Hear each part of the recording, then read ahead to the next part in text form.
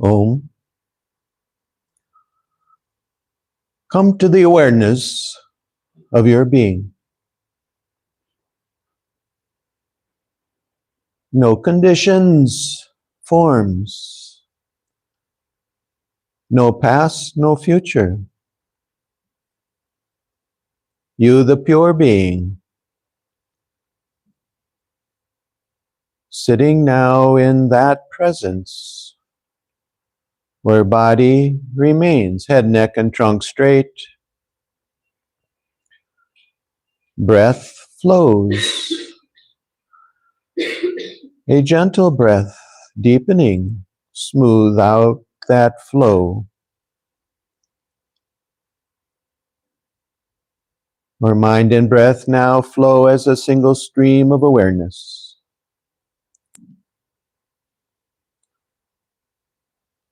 That stream thereby merging. That stream thereby submerging. Finding that depth that is beyond the waves. Experiencing those currents that are beyond the feelings.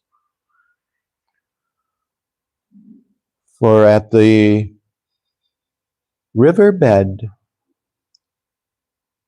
all that is flowing becomes still.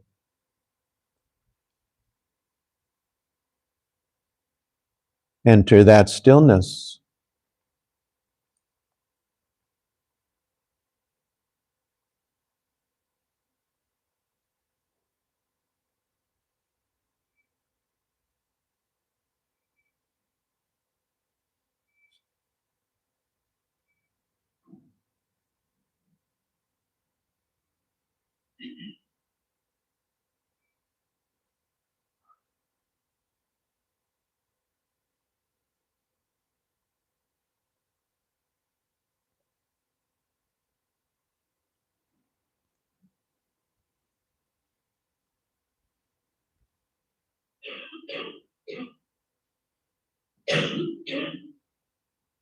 And gently open your eyes, remaining in that presence.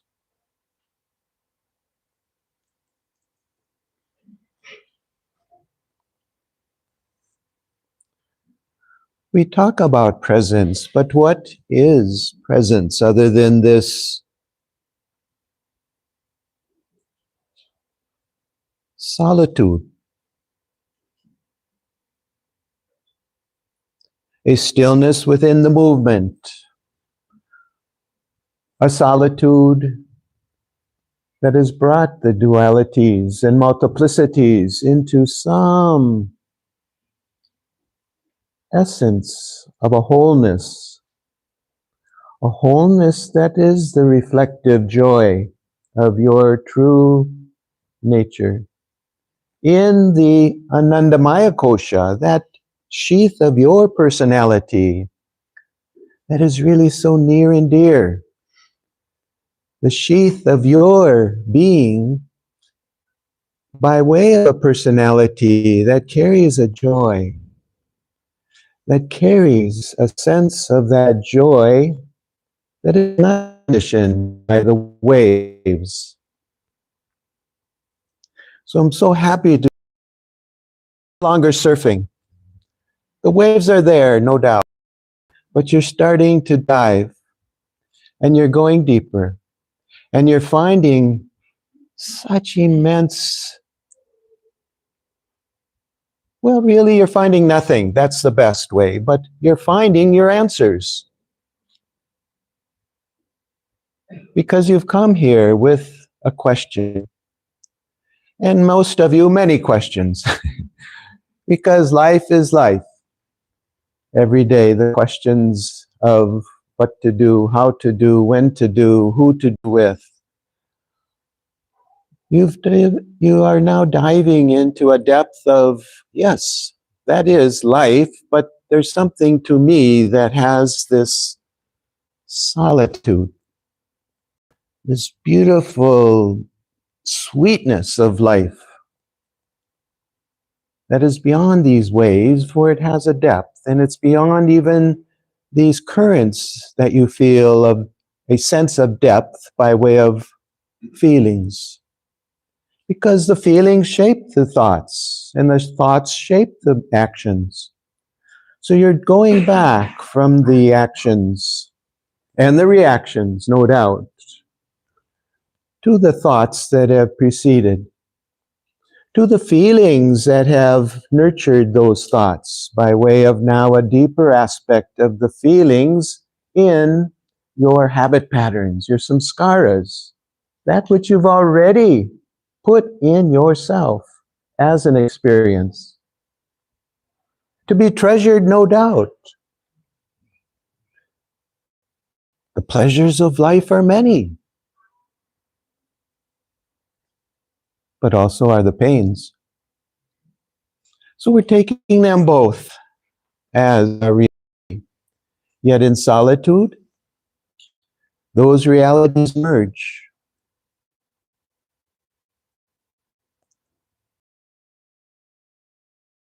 Each night, each morning, to taste the solitude. Anyone taste it yet? Such a beautiful merging of all these personalities, all the flavors and colors, the shapes of personalities as that silence. That no doubt has its own range of experience by way of, yes, your samskaras. So you're just tasting those samskaras when you're trying to meditate. So not to worry. You've planted those seeds. You've started growing those flowers. But when you thought you had an apple seed, you have an orange tree. So you have to be careful what you're planting and nurture that as your spiritual way of living. So again, I'm congratulating you that you're starting to come into the flow. Again, that flow is beyond the waves. So you're starting to get settled. And the settling in an ashram is a spiritual process. So now you're beginning to experience ashram living as a spiritual unfoldment.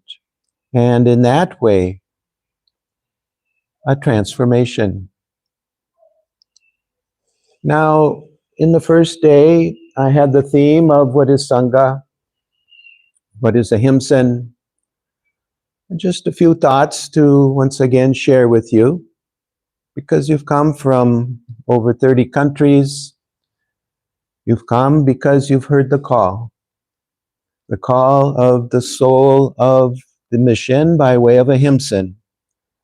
People don't even know what is AHYMSIN. Association of Himalayan yoga meditation societies. So yes, yoga meditation is the tradition of yoga by way of pure spirituality through meditation. And whatever associations, international, this has become the face of that after 3 years again coming home. So once again, I was just re-emphasizing that we're here for a reason. And if I could share with you the president of AHYMSIN's parting remarks. Well, actually, they were his welcoming remarks 3 years ago, but he's now transitioning, and so we'll have a new president. But Shi Hung, our president of AHYMSIN, outgoing, fortunately, I've asked him to stay on as emeritus, so he can guide by way of his beautiful spiritual nature, those that know Shi Hung. He simply shared with us some years ago that AHYMSIN was envisioned and founded by our beloved Swami Veda as a spiritual home. As a spiritual home. He emphasized many times this aspect of family, not an institution or even an organization, but a family, a spiritual family to learn, to practice, and spread the teachings. Spread the teachings. Not just what you've learned from a teacher or 2 or 3 in your life, but the teachings of the sages of the Himalayas as interpreted through our Gurudev Swami Rama, through our esteemed Acharya Swami Veda, who in many senses of this understanding of Guru, though he never wanted to use that term of Guru, for it's only the master as we have known it, but many of them consider Swami Veda a guru by way of passing on the lineage and the tradition. And he was the one that composed the most beautiful Vedic verse that we now use as part of our prayers. After the Guru Brahma, Guru Vishnu, Guru Devo Maheshwara. Then we say, Hiranyagarbha Darabtam, Shesha Vyasa Vimadhyamam, Swami Shri Ramapadantam, Vande Guru Paramparam. So that Vande Guru Parampara is the recognition of the Guru lineage. Parampara, the lineage. So we are starting with the Hiranyagarbha.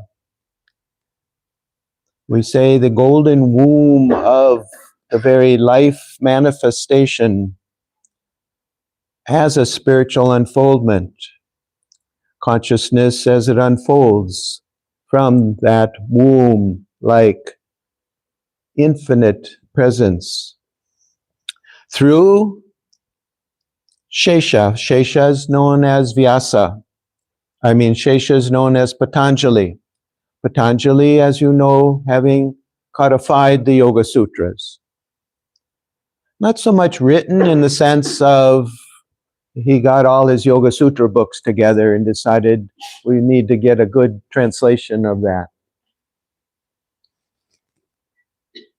Patanjali himself was a sage. Some say a manifestation even of Vishnu.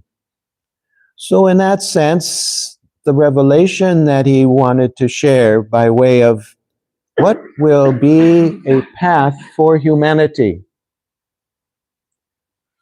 And so they're very terse sentences, sutras we call them.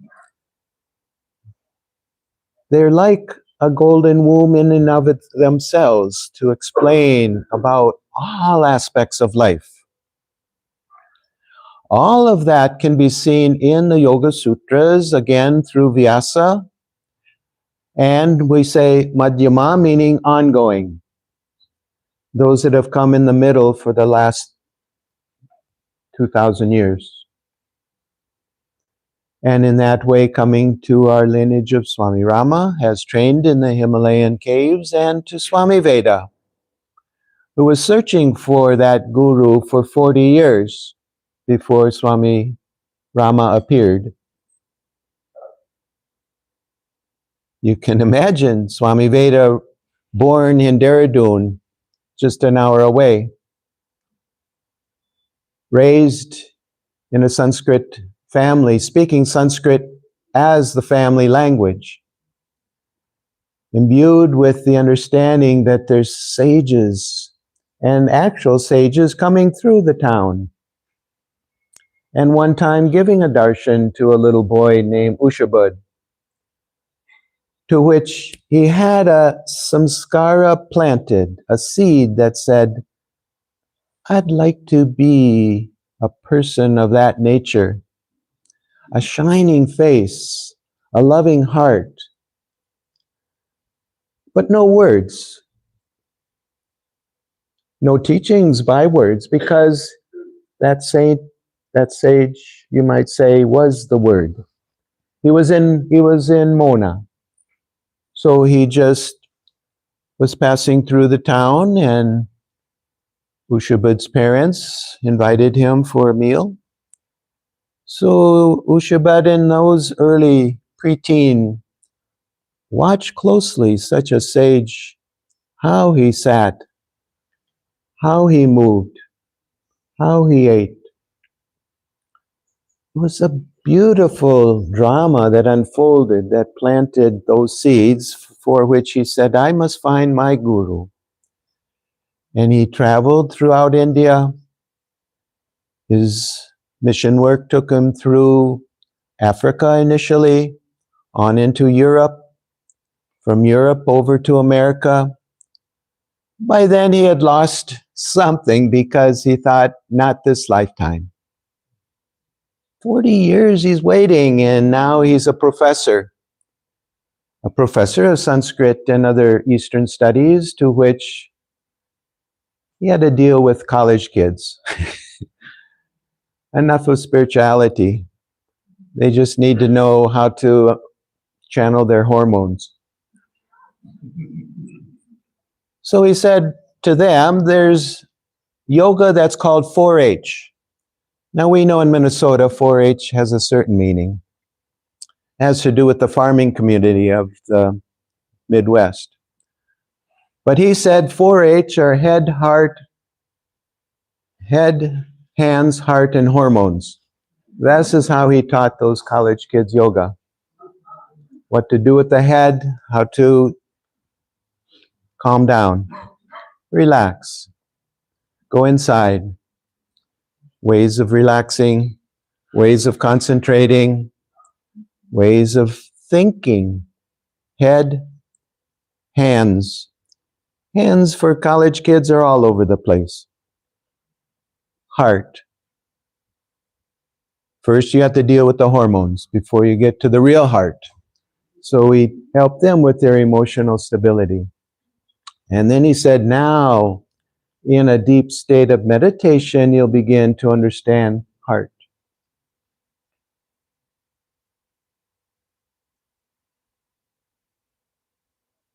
That hridaya, the unstruck sound of that inner silence that does speak.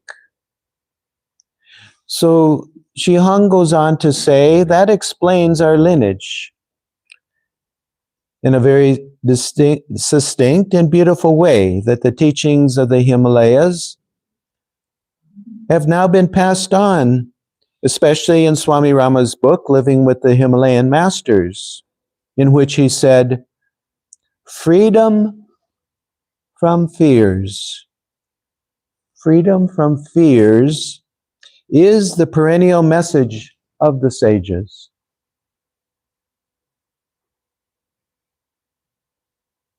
Freedom from fears is the perennial message. So even in those early days, as Swami Veda is meeting Swami Rama, we too are meeting Guru Dev. to which he again had to handle these head, heart, hands, and hormones college kids that we were. So he approached it differently, talking about what are the fears of your life. Those are the things that are binding you, holding you. These are the ways that meditation unbinds and releases the holds of those habit patterns. So in that sense, freedom from fears is the first message. And the second message from the Himalayan sages is be aware of the reality within. Be aware of the reality within. Now, this has become our theme for the Sangha, the Vasudeva principle. But we're approaching it in various ways so that you find the doorway that you can enter and that will have meaning for you as you enter and continue on. So the two messages, well, let's say three. You start off with your head, heart, hands, and hormones. Done. Now, freedom from fear. Done? Okay, few fears yet. Awareness of the reality within. Excuse me. Then there will be no fears.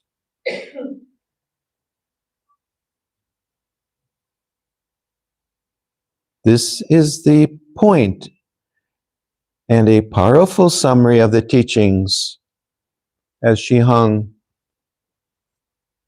reminded us of those years ago when he began. Shihang, living in Hong Kong, and in his upbringing, he was very influenced by Buddhism. So he brought that dimension into his teachings as well. Now, he pointed out that the Buddha and the disciples of the Buddha, you might say, our tradition as yoga tradition and Buddhist as the spiritual Buddhist tradition has some things in common, many things in common. So when the disciples of Buddha were saying, they didn't call him Guruji, no doubt, but he said, Buddhaji. Buddhaji, when you leave, what to do? He says, you'll find 3 gems that will guide you. 3 gems that bring the preciousness of this mission, as Buddha pronounced it. Dannam saranam gacchami, Buddham saranam gacchami, Sangam charanam gacchami. The 3 jewels. In Dhammam, teaching, Buddha, the Guru Spirit, and Sangha, the community of support. So in that sense, too, Shihang beautifully explained that the importance of this support system of like-minded.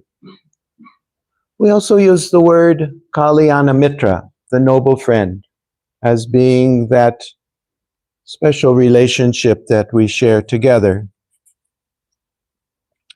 A relationship that, in going back to Swami Veda's message to us all those years ago, I started with, we are like the flames. There's a flame of this lineage that is sending out many sparks. These are the flames of light that act as the Guru Spirit that are sent out among many. And they mature in the efforts of the many, brought back into a Sangha, back into a focus. The purpose of AHYMSIN, as Swami Veda has reminded us, is pure spirituality, maintained through the teachings of Swami Rama, the Himalayas, and the lineage of the sages. Now, he addressed then all of us in that sense of saying, some of you are working in holistic health. Others deal with social or economic or humanitarian needs. He says, these are your applied spirituality, the instruments for you to take spirituality into life and into helping humanity. Yet the whole process is called the pure spirituality that you must not forget. Meditate, meditate. So in that sense, prayer, contemplation, and meditation will all come into a whole way of working with and through your spiritual inclinations. The purpose of AHYMSIN is to carry this pure spirituality and in that way meditation within your own lives, those of your family, friends, and into the next generations.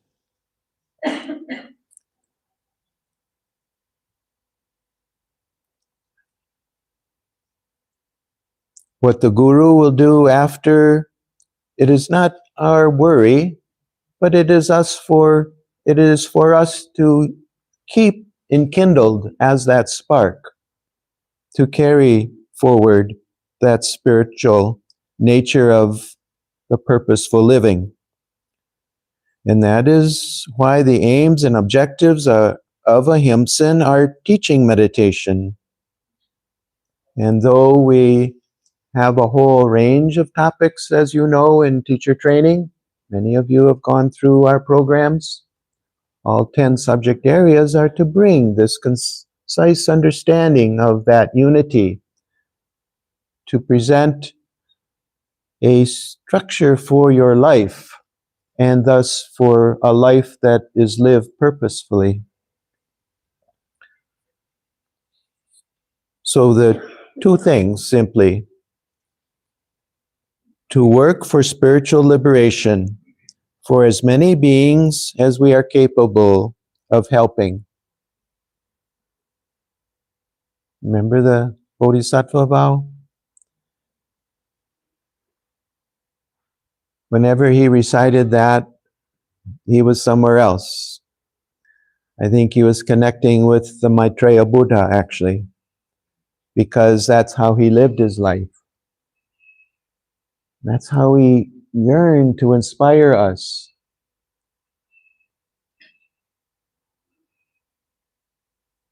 Every day of his life, before his even waking moment, his practice, his tapasya, his vision became an understanding to which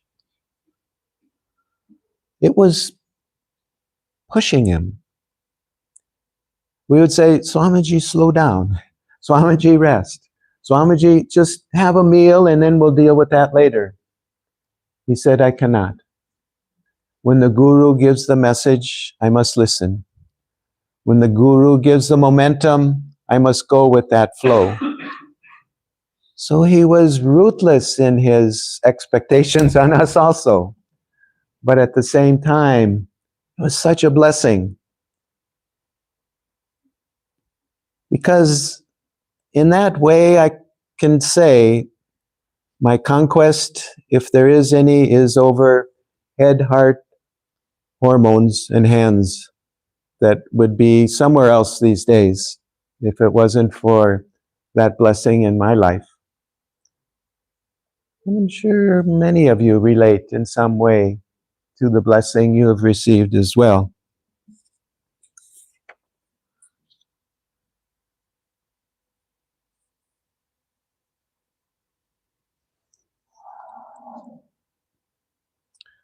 Taking a moment to once again dive deep. Simply no movement, no change within the context of the present moment. That is your doorway.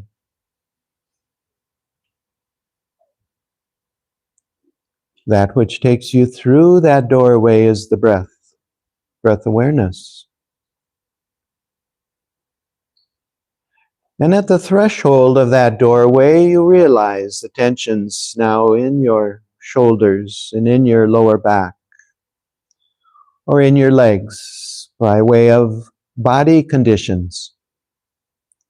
Breathe through those areas where the stress and strain is felt. An exhalation through that area releases, unties the knot.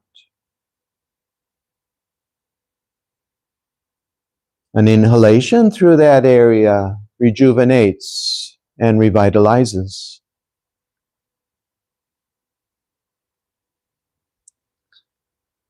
So at the very threshold of that door, full body awareness, full body breathing, to which the breath has opened the door, has taken you through that state of concentration called body relaxation. And within that space, the body occupies, full of prana and vitality and life force, to which there's a gratitude, swaha, to which there's an understanding of letting go, letting go, letting go, namaha.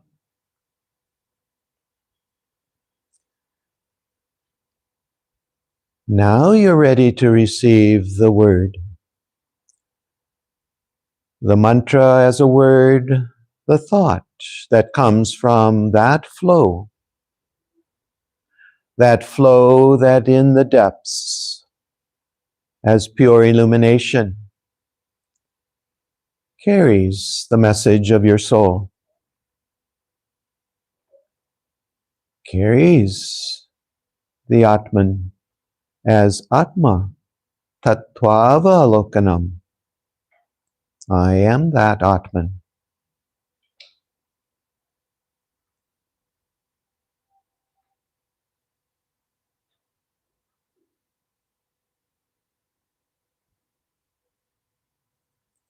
And in this samadhi state you maintain.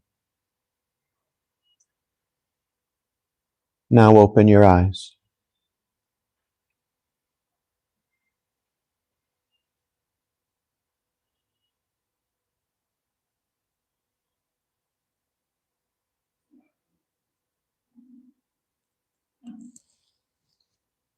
Samadhi is not a word in a text called Yoga Sutras. It is you, your natural state of mind.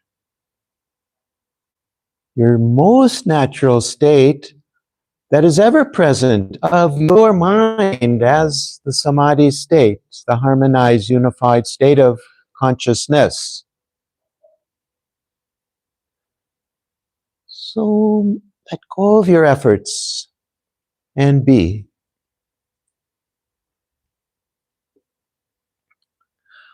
But we should also be skillful in our becoming. So by way of these tools, you're into a waveless flow.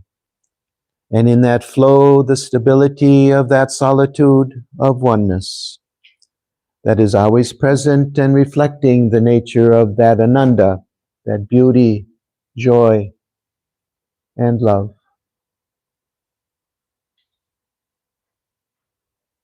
But we forget. And we forget often. And we get upset at we're forgetting. And we become depressed because we're upset because we are forgetting. So there's a chain. It's not just samsara by way of coming back another body, okay, but by way of the samsara of these habit patterns of mind. So what to do? You came from many places, so your view of the world was vast. So why not start with your spiritual understanding with this vastness? Everything is God. The stewards and stewardesses on the plane, they too are God. And hopefully the pilot there is God too. So you're understanding that this expansive understanding of the spiritual nature of being is vast. And it is said in the scriptures, Brahma Veda, Brahma Eva Bhavati. Brahma Veda, Brahma Eva Bhavati. One who knows the expansiveness of this self, the Brahma, becomes that self. So, yes, you identify, but you're simply picking and choosing. And that becomes the associations that become a relationship that shape your identity. But if you're holding the view of all this is the Lord, all this is the manifestation of the Lord, and I too am that manifestation. When you truly start to understand and believe that you too are that manifestation, then that inward looking, antara-mukha, inward looking, bahir-mukha, outward looking, inward looking, antara-mukha, that now is the doorway for your spiritual life. For life, let's say, because it is the spiritual nature. In that spiritual nature, as I said, this most intimate, subtlest personality of yourself is the Ananda. And Ananda is pure love. So remember that love is first. The beloved is found later. We're searching because we're mukha, looking outward. I'm saying antara-mukha, look inward. So you realize that love, and I am loved, and I am the source of that love. And others love me, and I love them, as that expansion by way of the Ananda nature of your being. You may seek joy, which is also the synonym of love. Love, joy, and silence are all that's a sweet taste, isn't it? Because you're all the I was going to say synonyms, but if you're going to be a cinnamon stick, then you found the sweetness of God already. So love, joy, and silence are the synonyms of God. So seek this basic meaning of any one of those, and the rest will be found. Even if it's synonym.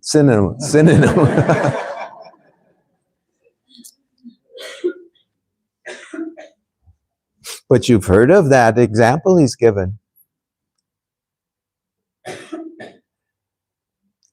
Swamiji, you better have some breakfast. No, I don't have time. I have to prepare. I have to meditate. Well, please, at least have your juice. He took his glass. He took the sip. And set the glass down.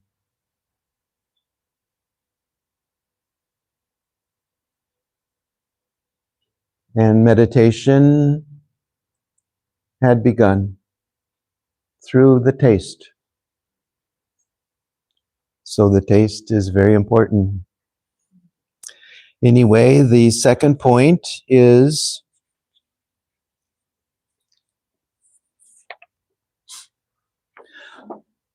that we understand love is not just a feeling. It is a force, a palatable force. Joy is not a temporary sentiment. For as a force, it wells up and fills you from within. Now, it's the internal stimuli that seek external alambanas, we call them, or objects, supports. It is the internal stimuli that is seeking something to be expressed to as an object, the alambana, the support, or a prop, or something to hang on to, or to something to reflect back that love. Any attachment has come because of an inner stimuli that can be called love, but we mistaken love for only attachment.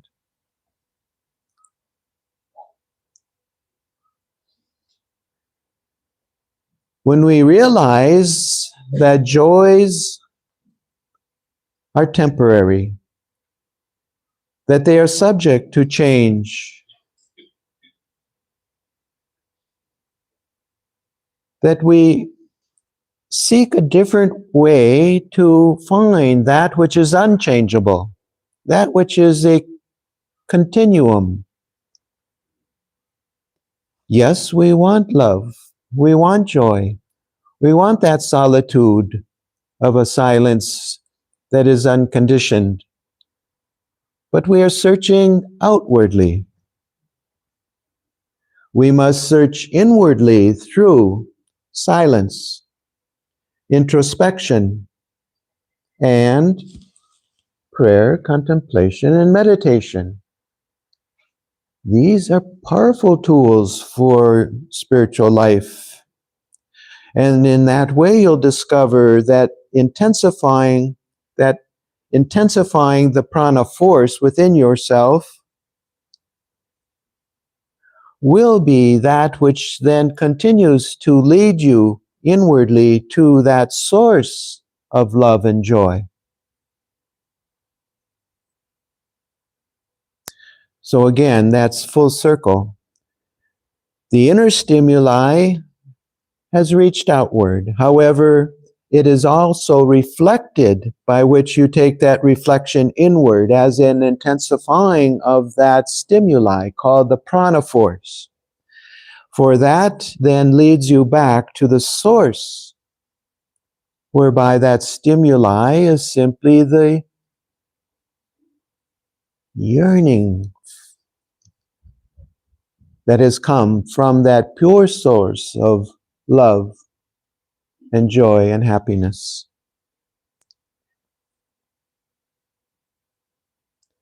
Now, this process is also called bhakti. And so you'll hear this word, bhakti and devotion, quite a lot now with our inner path by way of the Vasudeva principle. The way in which the divine forces are also, you might say, identified through the path of bhakti. You'll find beautiful ways to associate, to kind of get a sense of a connection with, say, Krishna, who dances in joy with love, and other ways that we'll be talking about. So through bhakti, devotion, it is said that love is God, and that a name for God is called prema, which means love. Prema, another word for God, prema, love. Also, joy is God. And so the word anandam, Brahma is the joyful God.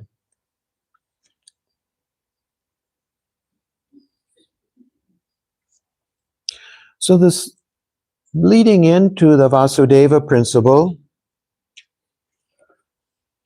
understanding the outward projections are simply calling you to come in.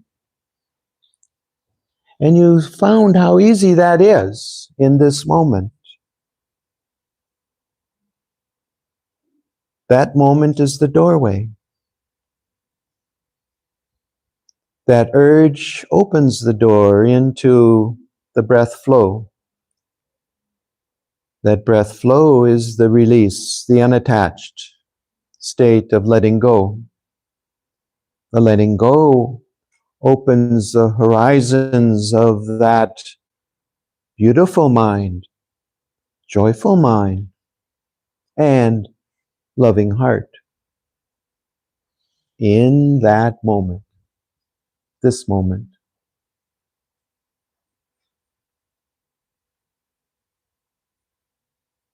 This moment.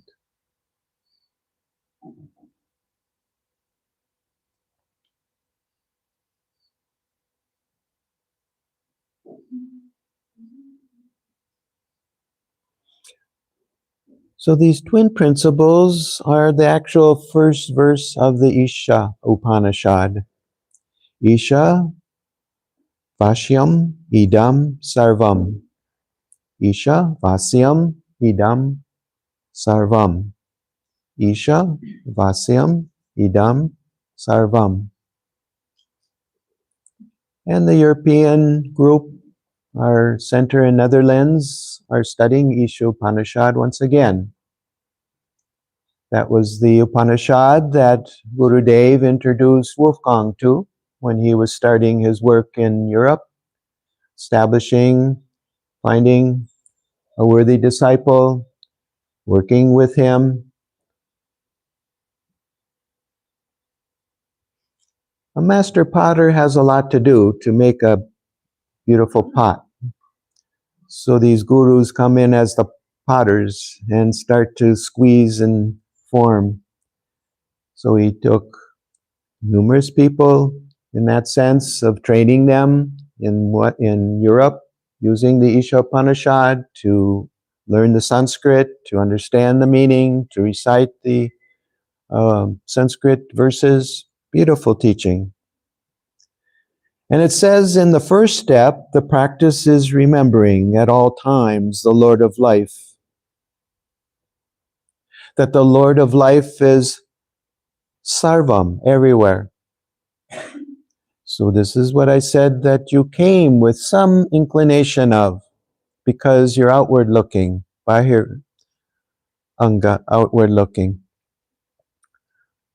But the second point is that you remember that all things have been given to you as gifts. And what God has given, it is always perfect. That's why there is that beautiful verse. All this is perfect. Yet that which is actually taken as perfect from the perfect remains perfect in its wholeness and its part as perfect. So these are gifts to understand that life in all its flavors, all its colors, all its sensations, all its stimuli is saying, please realize me. I am the Lord. I am the inward pulling God that wants you to recognize me, hold me, cherish me, love me, because I am you and you are I. So remembering that all that you have in life are gifts, and what God has given is beautiful. Thus remembering God all the time and enjoying each situation, each and every moment. Now seeking the happiness of others is another stage, another step. Otherwise, it turns to selfishness. Oh, I'm just self-aware. But the self-aware becomes, I only will accept what I want, what I do. I want you to do it for me. This is what I want. All the me and the minds and the eyes are wants of a selfish nature in the sense that it's conditioned.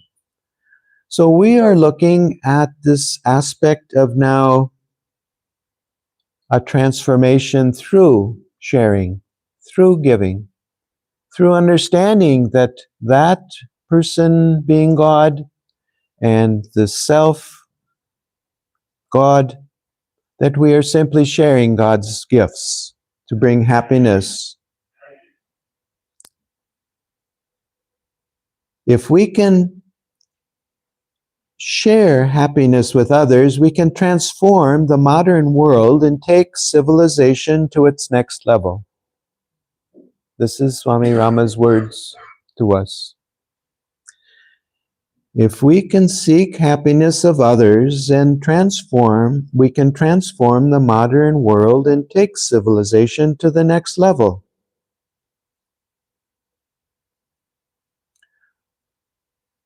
So he inspired us. But the aspiration that we are meant to take is now practice. Yes, practice. And of course, you heard what that means.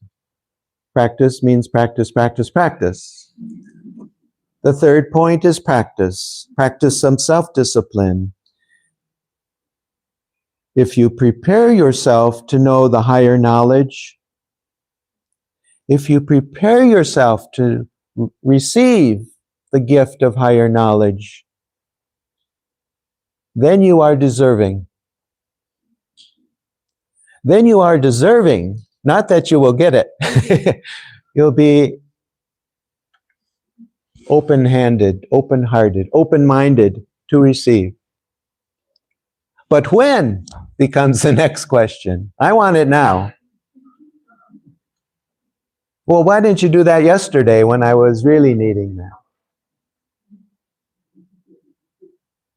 When you are deserving, you will receive at the perfect time.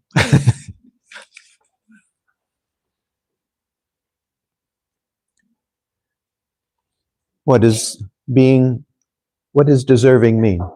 To deserve means to increase your capacity. So if you practice to create this understanding of deserving, then that too is giving you the understanding I'm practicing to increase my capacity. So you start with sincere efforts.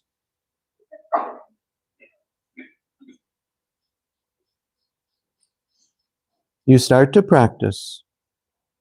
We will find that guide on the path. There is a guide that is like an illuminating, showing the next step. Put your foot there. And then the next step that guides you from within. The light of consciousness is within you and will guide you. But then he would say to us, don't be disappointed with your failures.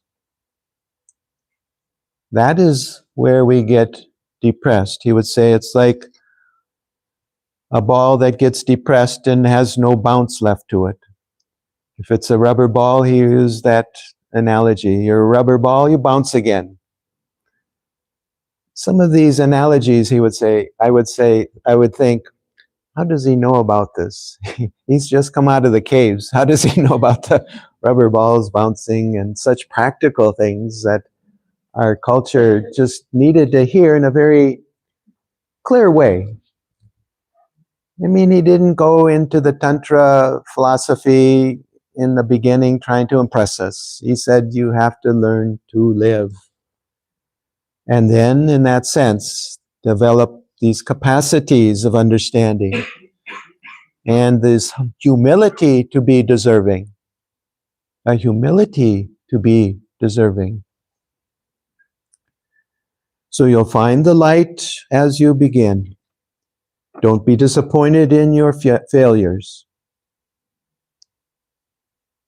If you ignore that light, the guide who is outside of you, the external teachers, the external solutions to your problems that you're seeking, if you ignore and simply look to the external, you will not understand the messages that are coming from that subtle source. And even if you find that satisfaction in and out in a teacher, you'll be projecting your wants, your desires on that teacher, not listening to the message that is coming through that teacher. Not that they look this way or that way, that they dress this way or that way, that their words are expressed this way or that way. They are just the instrument for you to recognize, is this truth? Is this truth? Meaning, it ever was and ever will be without change. That is truth. So be aware that we are learning to enjoy life as the unifying principle of our life. And in that way, searching for a unity that is beneath the diversity that I have mentioned. And that is where our Vedas and the Upanishads keep reminding us of the one unifying principle, whether it is called God or Brahman, Atman, or the one in that God state of understanding. You have to realize, but you've forgotten, and thereby suffer, for you've forgotten the truth. Yet, the moment that you become aware of the truth, you are free. This awareness alone gives you freedom. The freedom and this alone will guide you to realization by way of awareness and by way of your practice.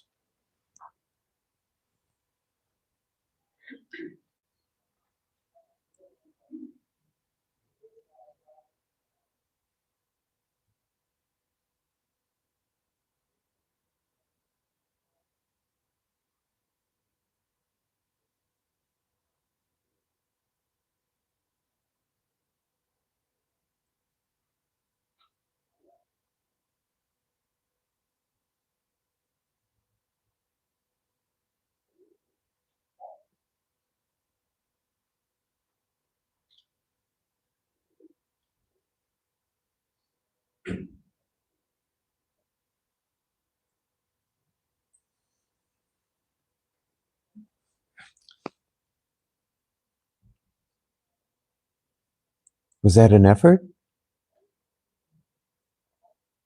That 1 minute of silence?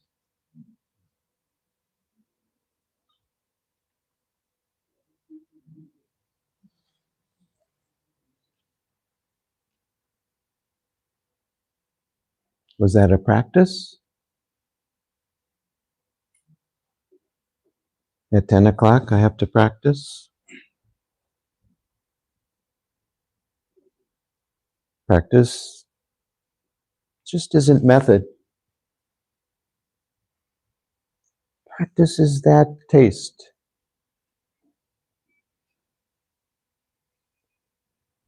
Whether it's cinnamon, or the taste of God, or the taste of love and joy.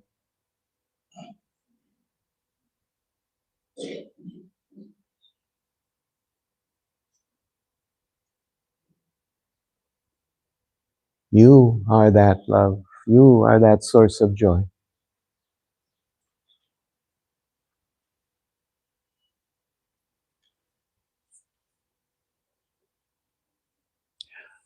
And for this reason, for the reason of joy, I will express my joyful appreciation to those that have worked on our book releases that I'll do after our break. So, two very important books of Swami Veda's lectures. Yoga Psychology of Life. Anybody need well, you need a life, of course, but how about a psychology by way of Swami Veda's points of view? Beautiful gems to help us. Yoga Psychology of Life is book one, and Therapy and the Therapist from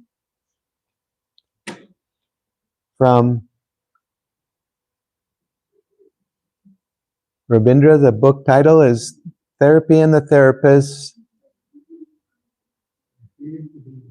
Healing to Being. Okay, the journey. A healing journey will only be understood in being. So it's the most beautiful way in which we are tying together his principles of yoga as very practical in life, a psychology of life, an understanding of life, and in that way a self-help that becomes even the help for others, through others, with others. And thus it is a healing. It is bringing wholeness, and in that way returning to simply being, the very being that you are.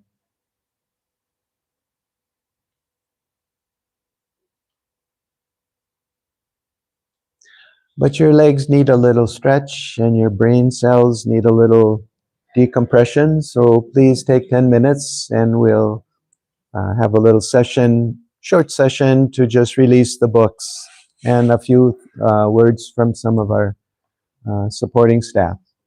Thank you.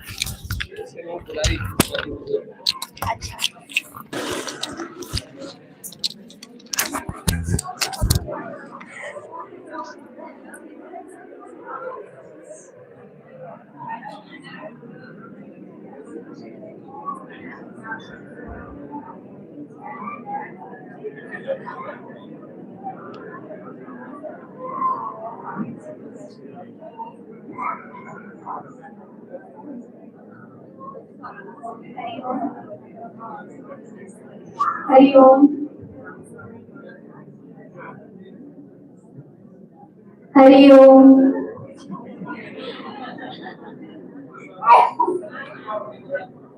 Let's sing. Let's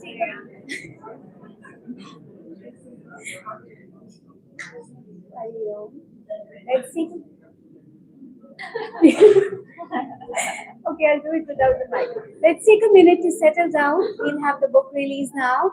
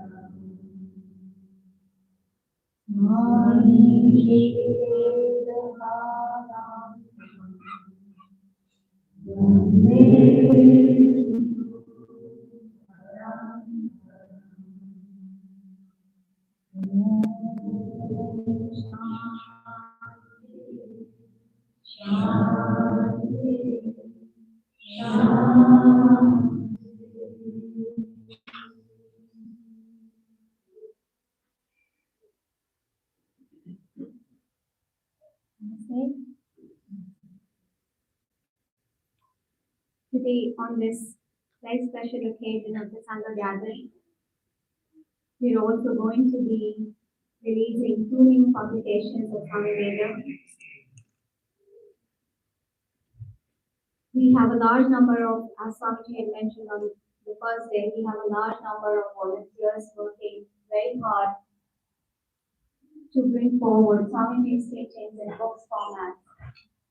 Swamiji taught for 50 years, almost, I think more than that, much more than that. He taught for several years, several decades, and we have thousands of recordings available of Swami Veda teaching in audios, videos. Several countless volunteers over the past 5 days have been transcribing these lectures so that one day we can have these books out, so that more and more people can read the books and benefit from his timeless wisdom. And even today, we have a large number of people working day and night to make sure that these books become available. We are releasing 2 such books today, and we are very grateful to all these people over the past several decades who have contributed towards bringing these books out. There are too many to count, and we're truly grateful to all of them. Sanjay?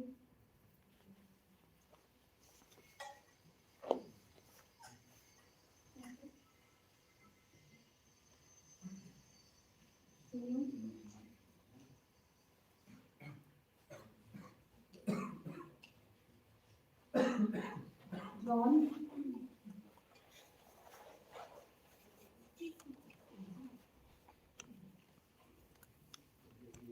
John is also one of the editors in our publications team.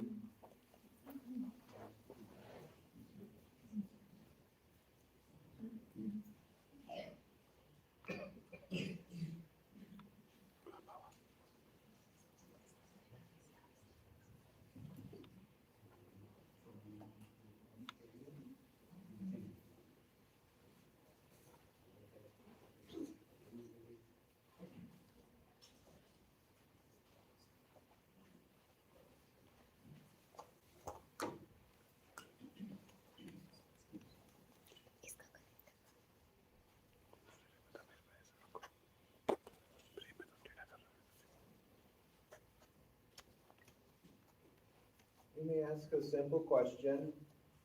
Why are you doing books? Why aren't you on YouTube and TikTok and, get out there with the message?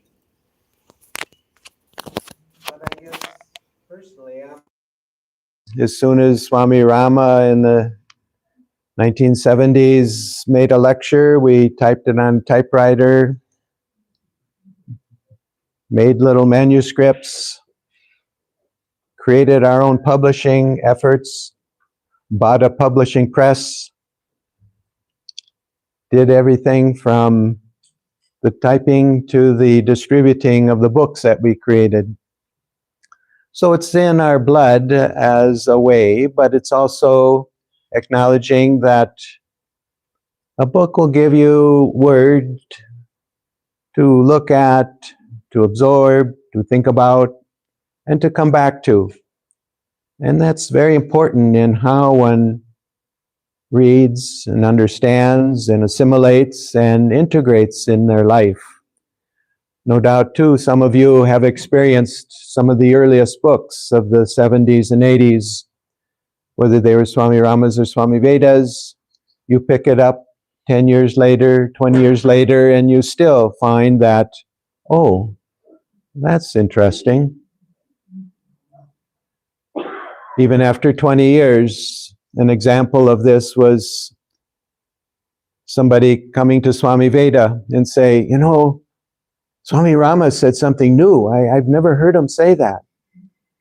So Swami Veda was kind of curious because this was a long-time student. You would think that he had heard all the lectures. And Swami Veda said, well, what was it?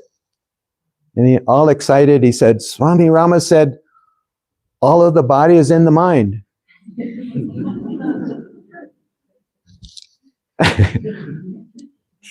Swami Veda didn't want to show his disapproval, but that is one of the original messages. And somehow after 20 years, as a student, it clicked, And yes, all of the body is in the mind, but not all the mind in the body. So we understand a relationship in a unique way by way of now, what are those teachings of Swami Veda? And again, you might say, well, those are old. He was, decades ago. But somehow messages are perennial in the sense of their basic understanding of life. And though he came out of a different culture into the West, the teachings came out of this Himalayan culture into the West. The West has now done their transformation and they're showing up in the East. So the East does meet West, and the West does meet East, because we are a globe. And in that way, the messages too are perennial in their sense of timeless. So please do understand and share with your friends, pick them up, or we're starting to develop regional distributors as well. So in Holland now we have a distributor for Europe. Minneapolis Meditation Center will start to be a distributor for the Americas, along with the other efforts they're making through local printer called Lotus Press. So we're going to be also trying to regionalize. Again, you're saying, well, they're in English. What about the other many languages? Please, please, take it upon yourselves, coordinate among yourselves, find those that have been in the tradition longer so that they can oversee the project, but do take a book and transcribe and translate it, so that we are having all the books then in the various languages. To which again you're saying, well, why don't you let Google Translate just do it? Please. It has to be you. It has to be your experience, your understanding that is bringing something to those words. Yes, maybe a one time around, but you have to hone it, you have to mold it, you have to do the final product yourself. So I plead that we continue this process even after the two of us are long gone. So AHYMSIN, Sadhakagram will be here with the message. Please continue. And in that way, we're ready to release these two latest versions of the books by Swami Veda.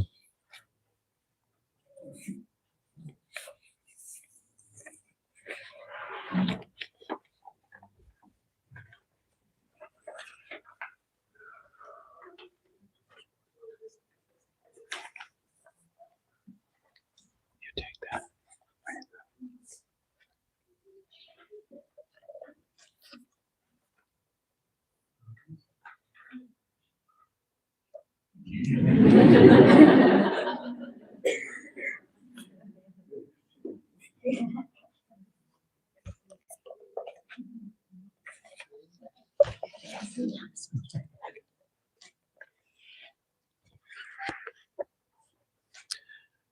Therapy and the therapist, from healing to being,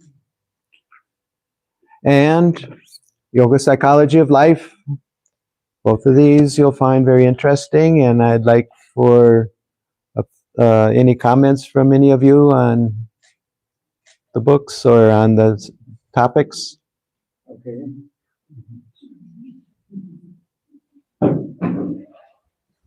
So,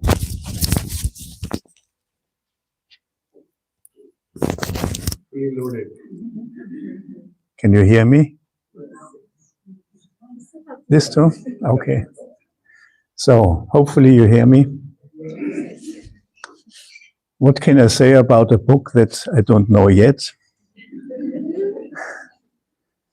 Let me share a little story.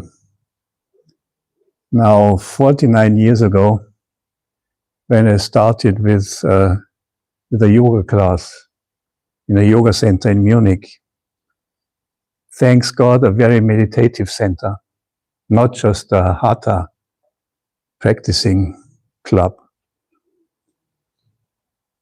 From the very beginning, I was interested to understand who I am, what makes me.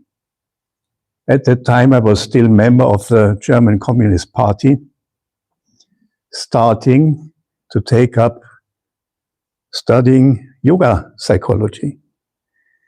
My father was a publisher. He also published yoga books. And one day he asked me, how do you get this together? Marxism, Leninism, and yoga. the spontaneous answer was, well, that's two different levels. And it's true. From that moment, I was really in search for understanding the scheme. You know, if you start the path of meditation, we find ourselves in a kind of jungle, a very dense jungle. You know, all these emotions, all these beliefs, who I am, what I want to be, where I want to go.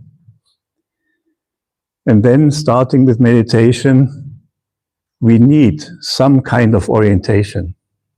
We need some kind of, we can say a map, so that we can relate to a scheme that outlines where the path is going. Starting with the very beginning. Where am I? And this map, this scheme, this outline is drawn to give us orientation on this path.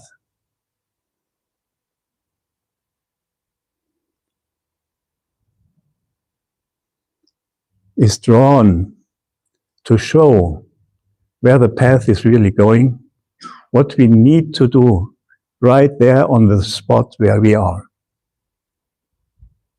With all our emotions, all our confusions, all our beliefs and disbeliefs. Now this map has certain parts. The very first part, and therefore the most important part, is in the yoga psychology as outlined in basic Sankhya philosophy and the Yoga Sutras. These are designed to help us understand who we are, what the problems are, or what the problem is, ourselves, our ego, and what we can do to find a way out of that, back to that which we really are, which really makes our innermost core, our innermost self being. So this very first part of the map in yoga psychology is there to help us really finding our way.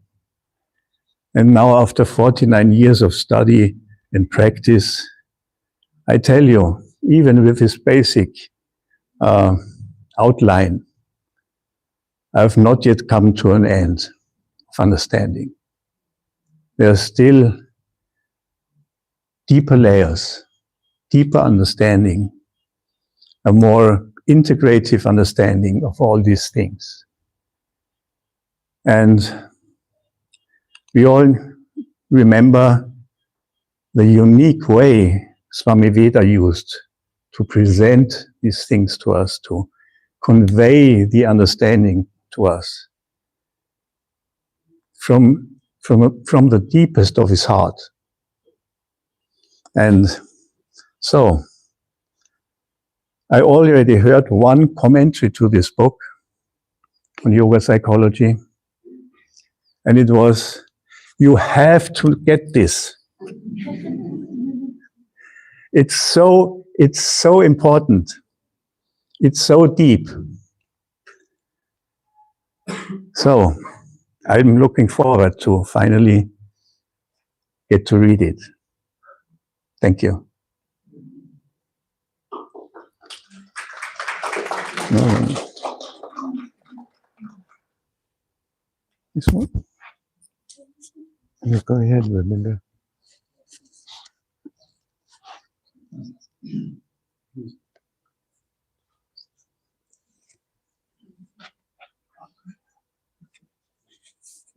Are you sure?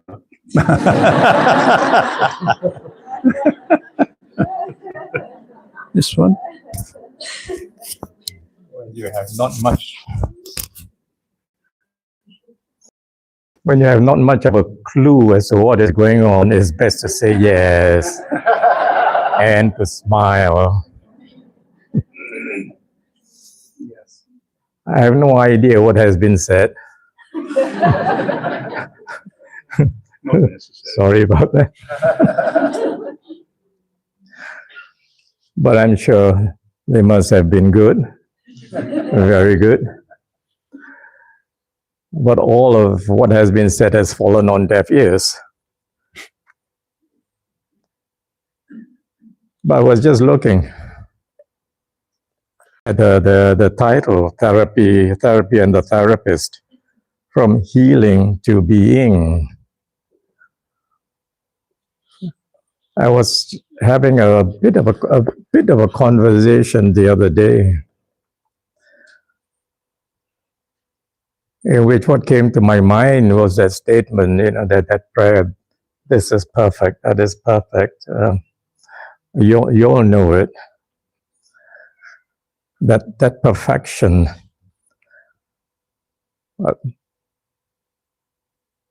that is what we truly are, having come from that state of perfection. And it occurred to me that the difference between ill health and good health and perfect health is that if you want perfect health, go to your being, your true being.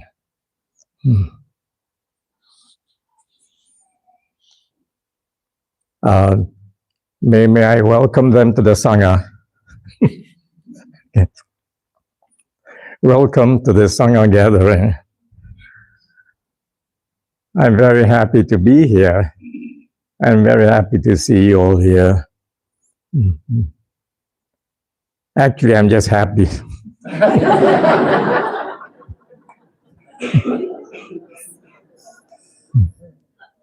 I have been to many Sangha gatherings, and I will have to tell you that each one was different, as this one is also different. The difference is in the change in the presence within the ashram. Not the presence of Gurudev. That does not change, yeah? But the sensing of the people and what is going on here has changed with every Sangha. Yeah. It's gone better, if I may use the word better, each time. And I would just want to say that, after Swami Veda left his body, there was such a change. And it was in the intensity of what could be felt here. And at one point, I actually felt that Swami Veda's mind had merged with the mind of Gurudev. And I know that in time to come, but I'm not in a hurry for that to happen. When it comes to Swami Ritavan's turn, his mind too will merge into that stream of the Guru mind, the same way that Swami Veda's mind was merged into that stream. But Swamiji, take your time. We want you here. So thank you all for being here, and thank you for being in this stream of the Guru's presence. So while you are here, do pay attention to that, the Guru's presence, and do your best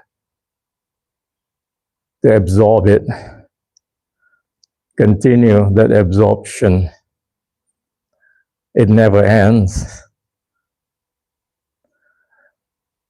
But my words will end here. Thank you.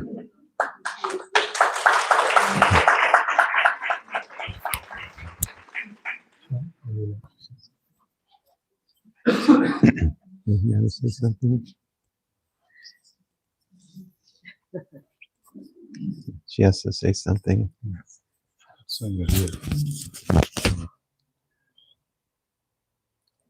Harion. Swami Veda used to share a story to me.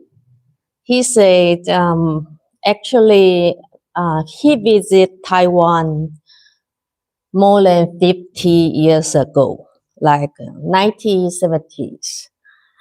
Maybe the year even I was not yet born yet. He said he hear there's an island, small island called Formosa. So he decided to visit. Then he just bought the ticket and come to Taiwan as a tourist.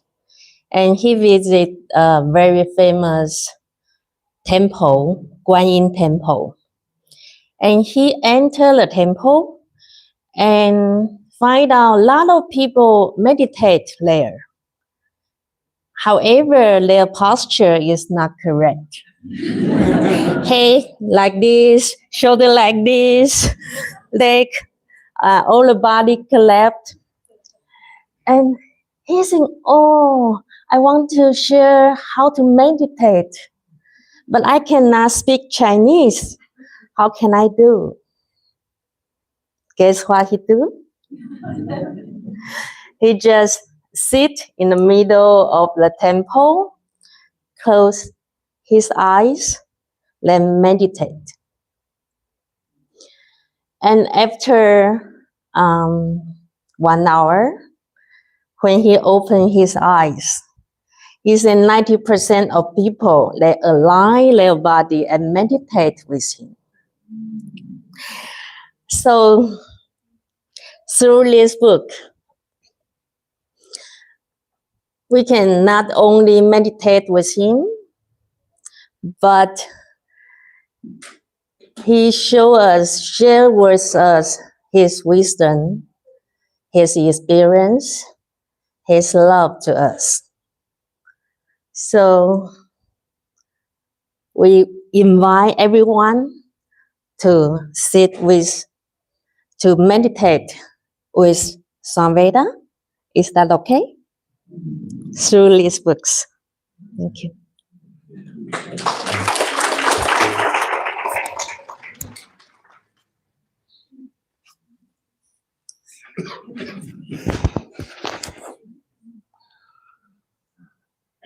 So just holding on to these beautiful new books, I feel a little bit inspired to say something just about books. When I came to the ashram many years ago, I can't remember how many years ago, I came with the idea that I want to spend the rest of my life sitting in Padmasana with my eyes closed. Just give me meditation, nothing else, please. That was my personal philosophy at that time. That was my goal in life. And Swami Veda was a master of meditation, no doubt, which is why, a big part of the reason for why I stayed here and I was attracted to him. But he was also a master of the philosophical systems, a master of teaching, a master of guiding others. And so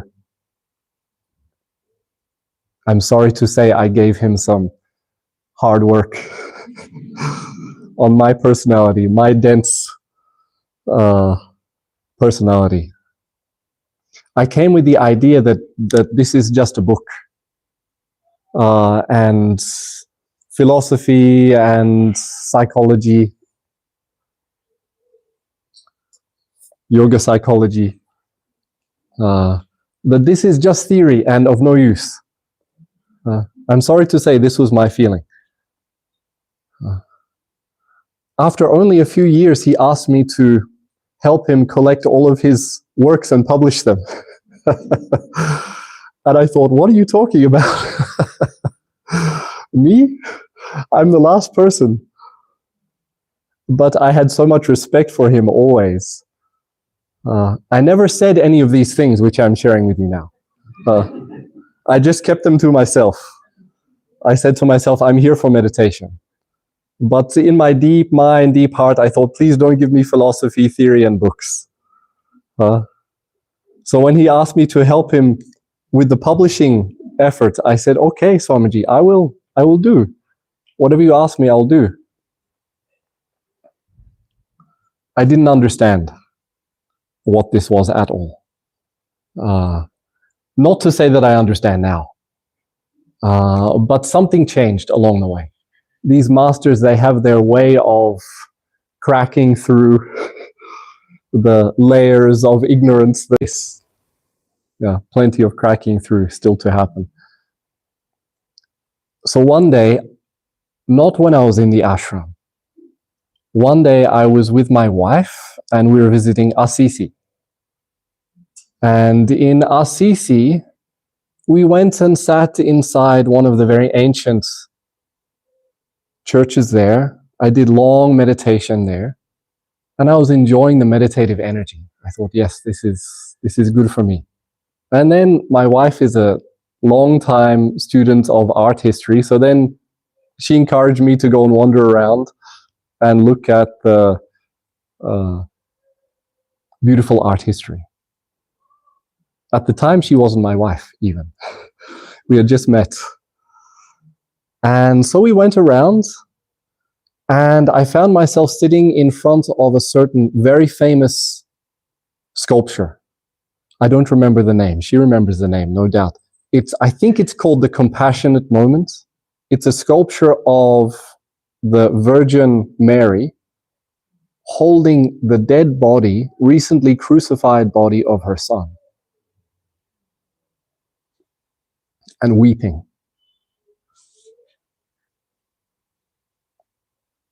When I bring the statue to mind, I can almost not speak. So I sat there and looked at this statue. And before then, all of the statues, all of the art, all of the books, for me were just, it's just a stone. What is it? Go inside. But in that moment, for whatever reason, by the grace of my Guru, no doubt, I felt that this artist has conveyed something of himself. From his deepest heart, he has conveyed something into the world for the benefit of people.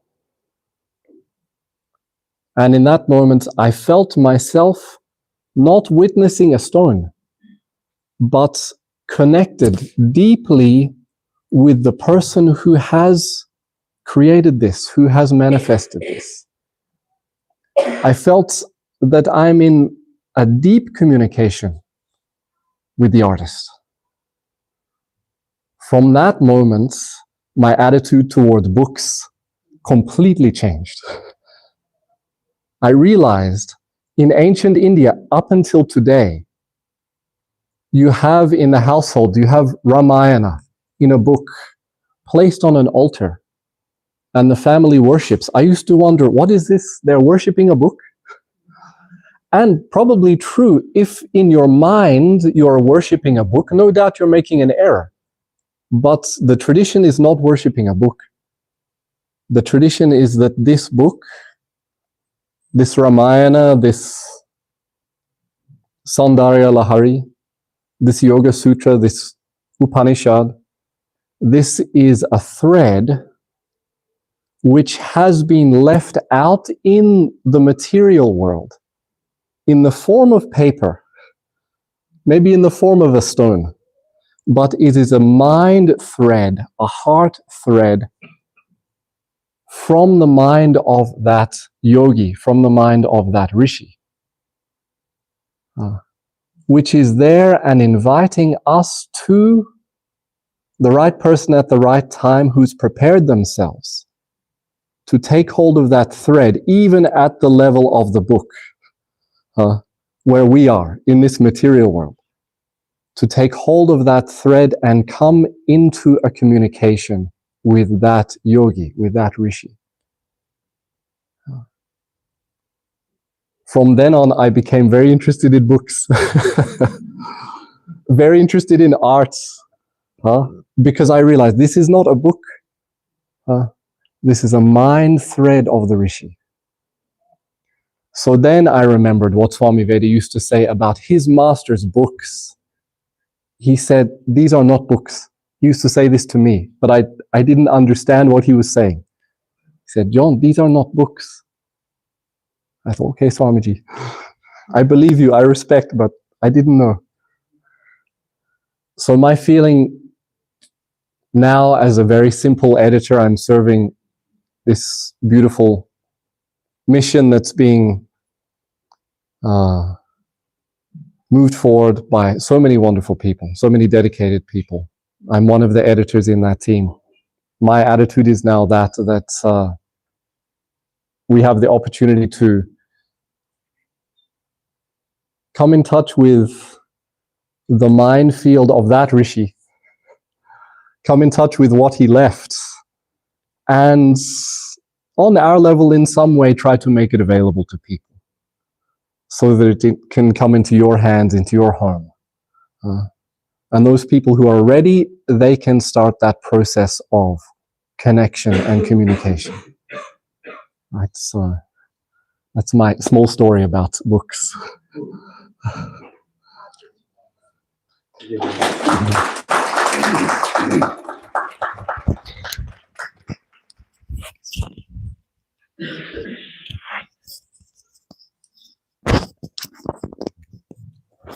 Thank you, everyone, for sharing such beautiful stories and inspiration. Also, would like to extend our gratitude and thanks to the editor of these two books, Rajini. Also, we would expect more books from John as an editor. Now he cannot escape, you see. Today is full moon. Also, today is an eclipse. So it cannot be a coincidence that these two books are released on a day where there is full moon as well as an eclipse. So when the darkness, the full moon, when the darkness through the eclipse is over and the light is restored, then these books come as grace. When our own full moon of mind is covered with our own shadows of darkness, then grace arrives to remove that darkness through these books, through these words of the masters, not only words but wisdom. And that's why we call knowledge as the greatest fire. Although it represents space, during that presentation where we put publications, which element? Space. So, and space is the element of space, the tanmatra of space is sound. And the sounds becomes words, becomes publications, whether through discourses, lectures, books, audios. So when we read a book, we are not reading a book, we are reading ourselves. It's like a mirror. I often feel that we study the newspapers and read the books. if we can change it to study the books but read the newspapers. And when we are studying the books, we are actually studying ourselves. We get to know more about ourselves, and that connection that John was mentioning, everyone else. We get to know, understand ourselves, and the more we understand ourselves better, the more we understand each other better. So on this day of full moon as well as an eclipse, we are, of course, 2 new books. Which center will be the first to translate it? Okay, Hungary, as always. First translation comes from them. Okay, Netherlands, yes. So please make it available, as these teachings are timeless wisdom, and do your best to get a copy for yourself and also to gift it to others. You never know. Sometimes one sentence can change, can bring an entire shift in one person's perspective, consciousness. Sometimes just few words, a page, a paragraph of a book, the moment they connect, that will transform their entire life. So please buy these books. Not only these books, there are many. So you can buy these books, support our publications. We have a beautiful team, including John. We have Dipti, Aruna, Mamta, as you might have seen in the bookstore. All of them. And there are many who work at the background, transcription, the editings. All of them, we try our best to make Swamiji's publications available, and we will continue to do so in the coming years. Thank you so much. You want to say something, Swamiji?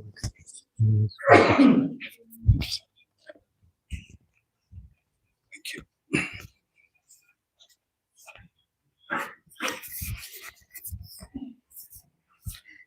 There are the center relations session is at 3, so I would encourage other centers also, the groups of people, to be here and to see what our centers have done.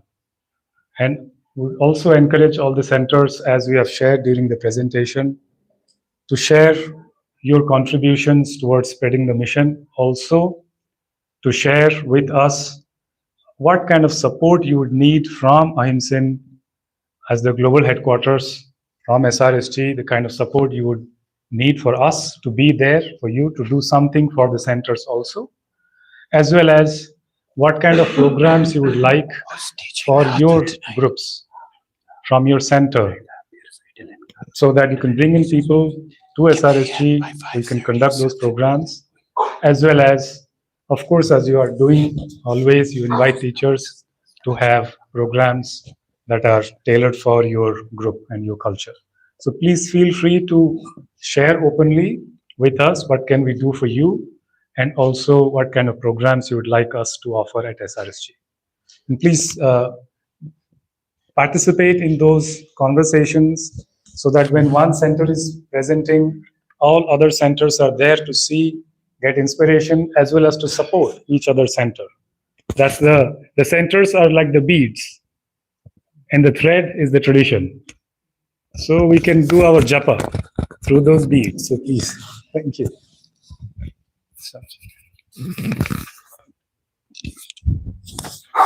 Another announcement: with the full moon cycle, we'll be sitting for Asia collectively here starting at 5:30. So it's the normal 6 o'clock time. We'll start actually at 5:30 here in the meditation hall. Of course, Asia will end at 6:30, but we'll go to 6:45. So our normal meditation time, that's for Asia. For Americas, I would say Europe is a bit challenging unless you want to join me at 1:30 tomorrow morning. But let us say for the Americas, that'll be at 8:30. So you say, well, we're already meditating 7 to 8. So you have a choice. You can also do that, but please join me at the initiation room for those who would like. They've asked me to do a little guided to introduce the full moon meditation for the Americas. then that'll be a sitting time, 8:30 to 9:30. So for especially those, that'll be the collective meditation time for the English-speaking people, especially the Americans, during that tomorrow morning, 8:30.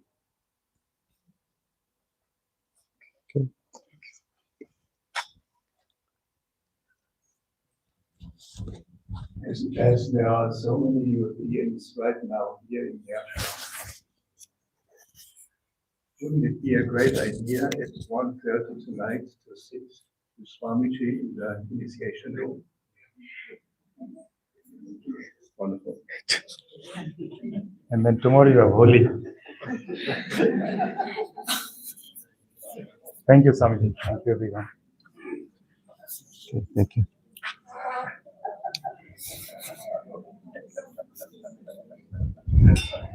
Do I get to keep these?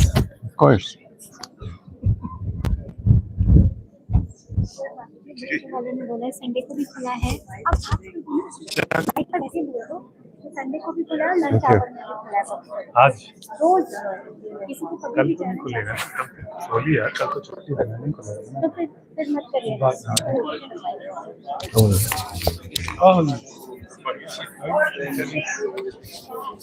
Oh, these are for you.